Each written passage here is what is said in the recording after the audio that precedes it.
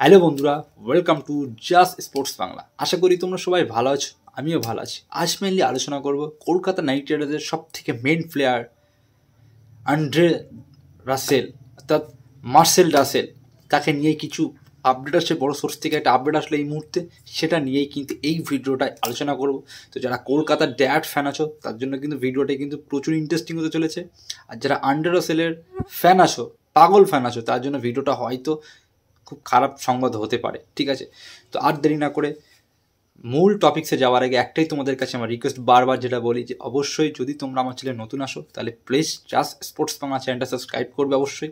কারণ আইপিএল নিয়ে অনেক আপডেট আসতে চলেছে, অনেক কন্টেন্ট এপিসোড করতে চলেছি, সেগুলো জানার জন্য চ্যানেলটা সাবস্ক্রাইব করবে। আর ভিডিওটা যদি ভালো লাগে তাহলে ভিডিওটা লাইক করবে আর ভিডিওটা বেশি বেশি করে শেয়ার করবে। যারা আইপিএল ক্রিকেট ভক্ত যেসব বন্ধুগুলো আছে তাদের কাছে ভিডিওটা বেশি বেশি করে শেয়ার করবে। তো আর দেরি না করে, আর সময় নষ্ট তোমাদের না করে মূল টপিক্সে আসা যায়। দেখো, কলকাতা নাইট রাইডার্সের আন্দ্রে রাসেল এমনই একটা প্লেয়ার, মানে আন্দ্রে রাসেল মানেই কিন্তু কলকাতা নাইট রাইডার্স, অর্থাৎ কলকাতার কিন্তু নাইট রাইডার্সের কিন্তু ব্লাড বা রক্ত বলতে পারো অ্যাকচুয়ালি এক কথায়, সেটা হচ্ছে আন্দ্রে রাসেল আর সুনীল নারিন। এই দুটো ক্যারিবিয়ান প্লেয়ার, মানে 11টা প্লেয়ার খেলে, তো 11টা প্লেয়ারের মধ্যে এই দুটো প্লেয়াররাই কিন্তু 60% কিন্তু মাঠের মধ্যে কিন্তু 60% কাজটাই কিন্তু এই দুটো প্লেয়ারই কিন্তু করে, 60-70% কাজ। 3বার চ্যাম্পিয়ন করেছে, তার পিছনে কিন্তু এই দুটো প্লেয়ারের কিন্তু প্রচুর বড় কিন্তু ভূমিকা আছে। ওই জন্য কিন্তু বারবার কিন্তু কলকাতা নাইট রাইডার্স কিন্তু আন্দ্রে রাসেল আর সুনীল নারিন কিন্তু ব্যাক করে। যে সময় শুভমান গিলকে কলকাতা নাইট রাইডার্স ছেড়ে দিয়েছিল, সেই সময় শুভমান গিলকে অন্য কোনো ফ্র্যাঞ্চাইজ হলে হয়তো শুভমান গিলকে রিটেন করে হয়তো আন্দ্রে রাসেলকে হয়তো রিলিজ করতে পারতো, বা সুনীল নারিন তখন তো খুব একটা খারাপ ফর্মে ছিল সুনীল নারিন সেই সময়, সেই মুহূর্তে। বা আন্দ্রে রাসেল তার আগে কিন্তু আন্দ্রে রাসেল খুব খারাপ মানে ফর্মে ছিল। আন্দ্রে রাসেল সে তার আগে যখন ফাইনাল ওঠে 21 সালে, 22 সালে তো মেগা অকশনটা হয়েছিল, 21 সালে কিন্তু আন্দ্রে রাসেল কিন্তু ইঞ্জুরির জন্য, খুব বাজে কিন্তু তার ইঞ্জুরির জন্য কিন্তু সে কিন্তু ফাইনালেও খেলতে পারেনি, কোয়ালিফাইও খেলতে পারেনি। 2021 সালের কথা বলছি। তো অন্য কোনো ফ্র্যাঞ্চাইজ হলে আন্দ্রে রাসেলকে কিন্তু রিলিজ করতো, শুভমান গিলকে কিন্তু রিটার্ন করতো। কারণ শুভমান গিল সবাই জানতো যে ফিউচার ছিল। আমরা এখন জানতে পারছি যে শুভমান গিল কত ইম্পর্টেন্ট প্লেয়ার ছিল, গুজরাট টাইটানের ক্যাপ্টেন। আর যদি শুভমান গিল কলকাতায় থাকতো কিন্তু ক্যাপ্টেন্সি করতো, কোনো টেনশন থাকতো না।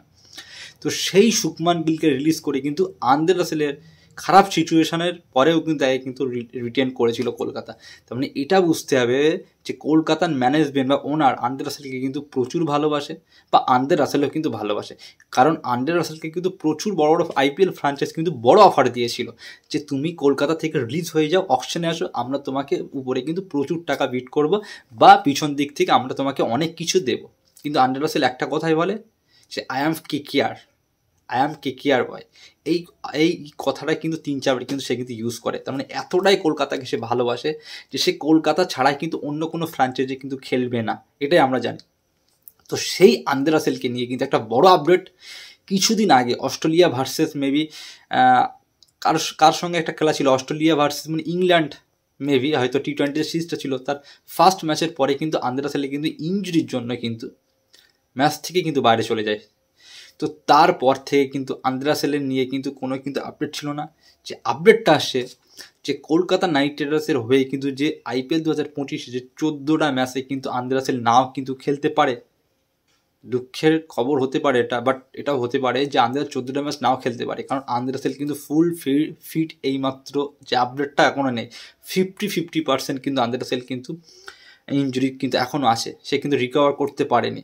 তো আন্দ্রে রাসেল দেখো, হয়তো আইপিএলের 1 সপ্তাহ আগে সে হয়তো পুরো ফিট হয়ে গেল, কিন্তু 1 সপ্তাহ আগে যদি তার ফিট হয়, তাকে প্র্যাকটিস করতে হবে, তাকে অনেক কিছু করতে হবে, সে কিন্তু 1 সপ্তাহ পরেই কিন্তু সে মাঠে নামতে পারবে না।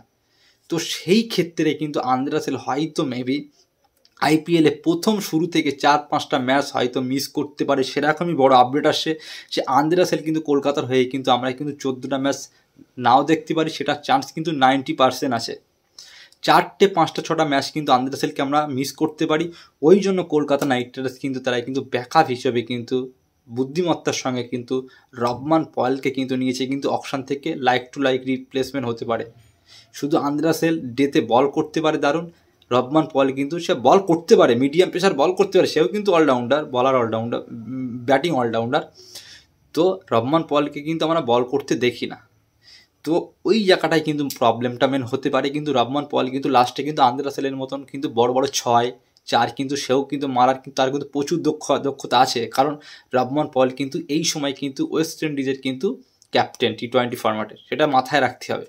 তার ক্যাপ্টেন্সিতে কিন্তু দারুণ কিছু করেছে। সিপিএলে ক্যাপ্টেন্সি প্রচুর জায়গায় কিন্তু সে ক্যাপ্টেন্সি করেছে। T10 লিগে ক্যাপ্টেন করেছে, ফ্র্যাঞ্চাইজ লিগের কথা বলছি, সিপিএলে ক্যাপ্টেন্সি করেছে, আরও অন্য জায়গায় বিভিন্ন জায়গায় কিন্তু ক্যাপ্টেন্সি করেছে। তো কলকাতা নাইট রাইডার্সে কিন্তু রহমান পলকে কিন্তু আমরা কিন্তু প্রায় 5টা থেকে 6টা-7টা ম্যাচ কিন্তু কলকাতার হয়ে কিন্তু এবার আমরা খেলতে দেখতে চলেছি। এটা কিন্তু আমি তোমাদের আগেই কিন্তু কনফার্ম করে দিলাম যে রাসেল কিন্তু এখনও কিন্তু 50% আছে ইনজুরি। রাসেল কিন্তু ফিট নেই, ঠিক আছে। হয়তো আইপিএলের আগে সে ফুল ফিট হয়ে যাবে, কিন্তু 6 থেকে 7টা ম্যাচ সে কিন্তু খেলতে পারবে না। তার জায়গায় কিন্তু রহমান পলকে কিন্তু কলকাতায় কিন্তু খেলাতে চলেছে। এই আপডেটটা তোমার আমি কিন্তু দিয়ে দিলাম, ঠিক আছে।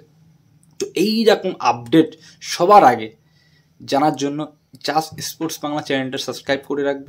প্রত্যেকটা আপডেট সবার আগে তোমরা জানতে পারবে।